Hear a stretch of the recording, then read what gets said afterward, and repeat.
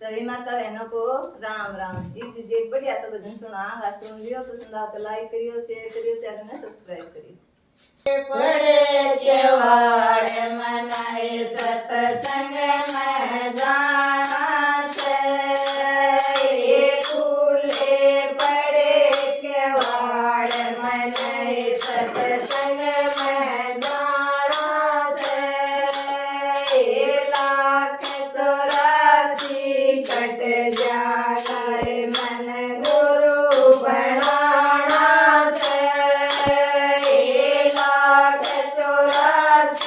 cut जाए मन गुरु बनाना से कोई किसे का ब्याया बालम ढूंढ बसाना से कोई न किसे का ब्याया बालम ढूंढ बसाना से